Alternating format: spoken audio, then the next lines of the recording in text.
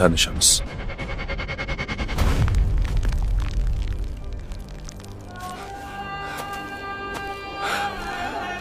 Qiyomat kunining boshlanganini bildirib baland bir ovoz eshitiladi. Alloh taolo Isrofil alayhissalomni tiriltirib, surni ikkinchi marotaba chalishni buyuradi. Sirot ko'prigi hisob-kitob tugagach, jahannam uzra jannatga olib boruvchi ko'prik quriladi. Ikki tomonida ilmoqlar osilib turibdi. Har biri o'ziga buyurilgan kishini ilib olish uchun tayyor. Yo'q!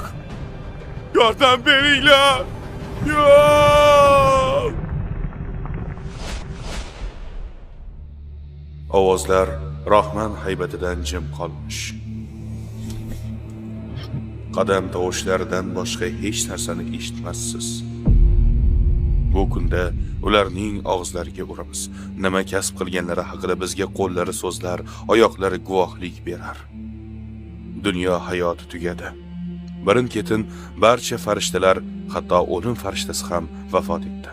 Ana endi hammasi boshlanmoqda. Va sur chalindi. Bas ularning hammalarini jamladik. Mahshar maydonida odamlar qayta tirilmoqdalar. Bashariyatning ilk boshidan beri o'lgan barcha insonlar birma-bir qayta tirilmoqda. Biz bilgan dunyo endi yo'q. U butunlay boshqa ko'rinishga o'zgargan. Bu darajada cheksiz tekislikni umringizda hech qachon ko'rmagansiz. Odamlar 1000 yillab kutadilar.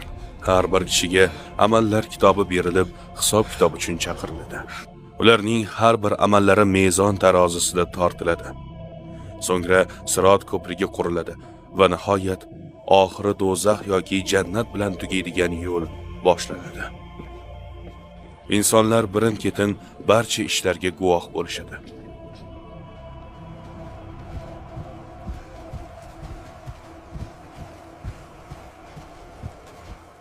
O'lgan jasad qanday qilib tirilishi mumkin deyishingiz tayin. Chirib yerga ko'milib ketgan jasad qanday qilib qayta tirilishi mumkin? Mana bu oyatda Robbimiz go'zal javob qilgan. U suyaklarni kim tiriltiradi? Holbuki ular titilib ketgan-ku dedi. Sen ularni ilk marta yo'qdan bor qilgan zot tiriltirur va u har bir yaratilgan narsani yaxshi bilar deb ayt. Koinot orqali o'zini birga tanitgan, cheksiz kuch va qudratga ega bo'lgan va hamma narsani mukammal saqlaydigan yaratguvchi har bahorda bizga tirilish misollarini